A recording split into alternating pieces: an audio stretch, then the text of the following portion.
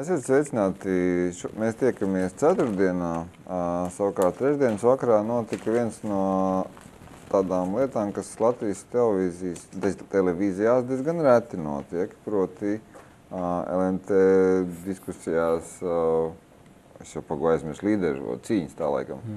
Es saprotu, ka pēkšņi, man pašam nav televīzija, bet pēkšņi saprotu, ka man šodienas viesis pēkšņi udrāpās uz skatuves un ar skaļrunu sāk kaut ko aurot. Mums šodien studijas viesis pēdējās partijas pārstāvs, kandidāts atliecīgi Latgalē, Anns Atols Bieziņš. Paldies, Anns, ka atnāc. Kas te tur bija īstenībā? Nenācās jau rāpties. Varēja tīri mierīgi pa skāpnītēm uzkāpt un aurot arī nevajadzēja, jo bija līdzi šitas te rupors un skaļā balsī runājot visu varēja dzirdēt. Nē, visu cieņu, jo tas ir, bet Klau, ar ko tas beidzās viss? Jo es saprotu, ka tu pateici, ka nav godīgi, ka uzaicina tikai lielākās partijas. Jā, tieši tā, un tas, kas notiek šobrīd, tāda ir tāda sajūta, ka roku mazgā, ja, ka visur aicina tikai lielās vecās partijas, ja, kuras ir saistītas ar kaut kādiem tomēr oligarhu grupējumiem, kaut kādām naudām, acīm redzot, tad līdz ar to šie te plašsaziņas līdzekļi ir kaut kādā veidā tieši vai netieši ieinteresēti šīs naudās. Bet jaunās partijas, kuras tiešām nāk ar idejām un kuras gatavas stāstīt, un galvenais, ka cilvēki grib zināt par šīm idejām, kā parādīja mūsu veiktā aptauja Draugiem LV, viņas vienkārši tiek ignorētas. Jā, ir aburtais lauks vispār. Jā, un tad līdz ar to, kā tad, lai cilvēki uzzina? Es jau piekrītu, vienīgi ir tā, ka saprot, ir arī tik daudz tādu īpatnēju partiju. Šajā gadījumā pēdējā partija tas neattiecās, ka, protams, arī mēdījiem ir drusku alerģija pret visādiem. Bet viņiem ir tāpat tiesības arī diskusijā piedalīties. Jā, es te piekrītu. Jo faktiski tas, par ko balsot, par ko nebalsot un ko klausīties, ko neklausīties, tas ir jāizlems klausītājiem, skatītājiem. Tev nodzina vai es saku, es nezinu, atskaņas? Atnāca apsarga un tā pieklājīgi palūdzu aiziet. Mēs arī aizgājām, mēs jau zinājām, ka tā būs. Labi, tas vienkārši bija, tāpēc, ka tas tiešām notika vakar, es to tikai īstenībā uzzināju šodien. Saki man tā, spriežot pēc taviem blogiem, Vētdienā un arī pēdējās partijas mājaslapā, tu aktīvi braukā pa Latgali.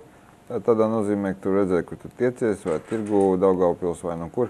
Man interesētu īstenībā zināt tavas, es tagad lietošu rīdzinieku izteicienu, impresijas vai iespaidi. Tādā nozīmē, ka, to skaitā arī par to, ko tev rāda, jā. Bet vienkārši pat tādā nozīmē, ka, redzi, Rīgā mums ir pretrunīgs viedoklis par latgaliešiem. Vienam liekas, ka viņi īstenībā politiku vispār neinteresēs. Vai viņi balso tikai pa savējiem, jā. Man tā ir teikuši. Kas ir tas, ko tu esi uzzinājis un ko tu Latgalē cilvēki saka? Kad tu viņai runāji? Ne jau tikai no braukāšanas es zinu, ko viņi saka, jo es Rudzātu pagastā man arī saimniecība. Kaimiņi, tā kā es regulāri ar cilvēkiem tiekos un runājos. Bet tagad, teiksim, tādu plašāku ieskatu var būt, protams, arī pabraukājot pa pasākumiem. Un ir īpaši, teiksim, es biju Daugavpilī, tur vienkārši ir, Daugavpils ir valsts valstī, ja viņi dzīvo savu autonomu dzīvi un tur pilnīgi savādāk cilvēki. Bet viņi arī cilvēki, viņiem savs viedoklis, kurš ir jārespektē un kurš ir jāizzina. Ja? Lūk, es nezinu, man šķiet, ka cilvēku ziņā, viņu attieksmes un dzīves prieka ziņā viss ir kārtībā. Cilvēki ir forši. Viņiem ir savs viedoklis, viņi interesē. Viņiem nav tā, ka jūs jau tāpatās Rīgā mūs tur ignorējiet un gan arī vai tā, ka nav Latgalē tur vērts, viņi paši, ka viņi nav vērts vispār iespringt uz politiku un jādzīvo nost savu dzīvi. Un tā. Nē. Es domāju, ka visos sarakstos ir kaut kādi pārstāvi, kas kaut kādā mērā ir saistīti ar Latgali. Ja? Cik viņi Rīgā, teiksim, asimilējušies, tad mēs Rīgas kungu padarīšanās un attālinājušies no Latgales, cits jautājums, cits vairāk, cits mazāk, bet visos sarakstos ir šādi cilvēki un tāpēc nav tā sajūta, bet sajūta ir tā, ka vienkārši ļaužu vajadzības nerūp tiem, kas tiek teiksim, Saeimā iekšā. Tas gan. Bet tā problemātika, jo redzi, tas, ko es sapratu no sarunām ar kaut kādiem Latgalē kandidējošiem cilvēkiem, bet ne ar tevi, teiksim, ka redz, mums te liekas Rīgā viens problemātikas, piemēram, tur kurš tur kuru sabloķēsies pēc vēlēšanām vai kaut kādas tādas lietas. Tad tur Latgalē viņi saka, ka viņiem tas tā kā mazāk interesē, un ka viņiem tas, kur būs darba vietas, nu tādi ekonomiskie jautājumi vairāk. Ja, nu, protams, tur ir ekonomiskās problēmas, tur ir lielākas. Tas ir tāpat kā man, teiksim, nāk smiekli, kad atbrauc tur no Rīgas, bija kaut kāda pasākuma, nāk un stāsta.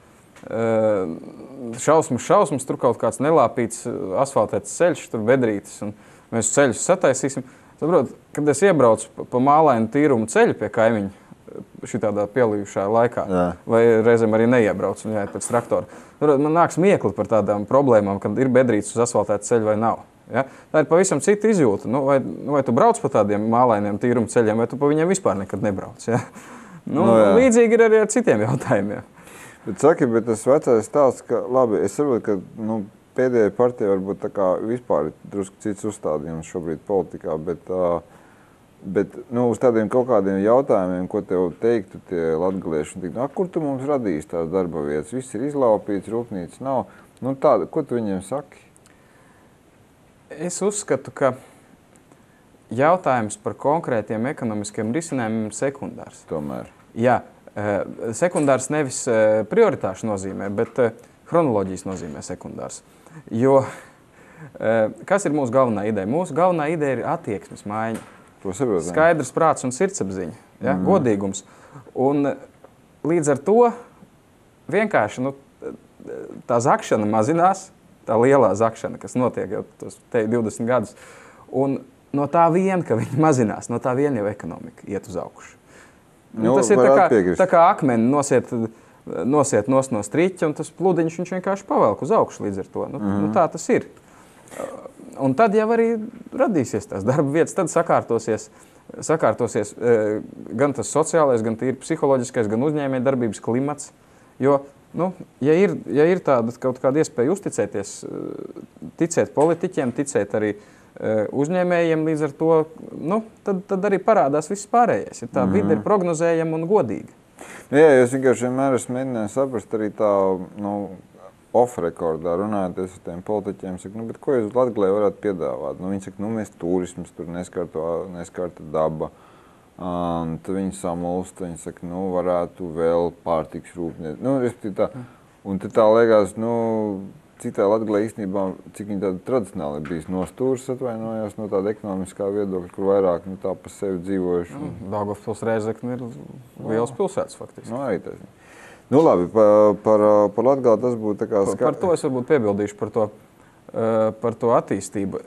Ļoti svarīgi ir taisni reģionālas kaut kādas tāda, neteiksim autonomijas, bet zinām pārvaldes kaut kādu mehānismu nodošanu reģionālā pārziņā.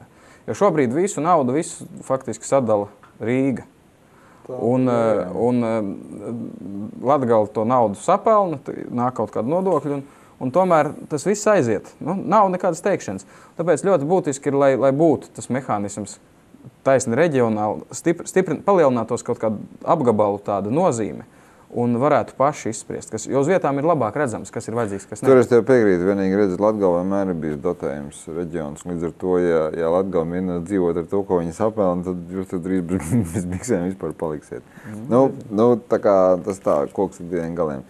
Labi, bet saka īstenībā, man Latgale kopumā nē, bet ceļš Daugavpils asociējas ar to, ka tur ir ārkārtīgi, teiksim, tādas, tagad, kā lai saka, tāds, es teikšu, ka korumpatīvs, tad man ieliks tiesā. Bet, respektīvi, ka tur izveidojusies politiskā sistēma, kurā vispār tā kā nav laužama tādā nozīmē. Pēc par Daugavpilu šobrīd runāju. Tur ir divi klani, vai tu pie viena vai pie otra piedari, un principā, kā tiek latvieši, все схвачено. Ja? Tad jauna partija tāda, tad nav bezcerīgi vispār kaut ko izdarīt. Mēs mēģinām. Ar Daugavpilu mēs strādājam atsevišķi. Pilnīgi skaidrs, ka tā ir atsevišķa informatīvā telpa. Skaidrs, ka tie ir cilvēki ar citu dzīves uztveri, pilnīgi savādāk cilvēki. Tas ir, Daugavpils ir tiešām atsevišķa vieta ar atsevišķu pieeju. Un tāpēc arī mēs strādājam ar viņiem atsevišķi, mēģinām runāt, atrast kontaktu. Es domāju, arī tur cilvēkiem ir apnicis. Tas, ka все skvačina. Ja? Cita lieta, ka pie viņiem ir grūti tikt, jo viņi, teiksim, vairāk skatās Krievijas ziņas un kaut kādas sēž Krievu sociālajos tīklos. Ja? Bet es mēģinu. Jā, tāpēc... Es gribu tev jautāt, jo saprotu, no vienas puses tev kā kandidātam teoretiski būtu tā kā tam vēlētājiem jāsaka patīkams lietas, to, ko viņš no tevis tā kā gaida. Un tā, kad tev saka, tur otrā valoda, krievu valoda, tur kur, Daugavpilis 20% stabili ir krievi. Es ironizēju šobrīd. Tas, ko saskaņas centrs un tur ir vairāk krievu. Bits saka, tur, kur ir 20%, tur otrā valoda tur krievi. Ir 80%. Tieši tā. Ko tu saki viņiem? Jā, es piekrītu, vajag otrā valodu krievu. Valsts valodu otru noteikti nevajag, bet kā oficiāla valoda viņa varētu būt. Cilvēkam ir jābūt tiesībām, teiksim, griezties pašvaldībā, atbildi viņš saņem latviski, bet griezties viņš var. Tas nav normāli, ka atnāk tante un viņai liek rakstīt latviski, ja viņa vispār nezina nevienu vārdu latviski. Lai viņa uzraksta to iesniegumu krieviski. Ja? Protams, jābūt arī izglītības sistēmai, lai ir skolas mazākumtautība. Ļoti labi, ka viņas ir. Varētu būt manas pēc arī augstskolas. Ja? Tas katrā ziņā... liberālis. Mēs vispār esam liberāli.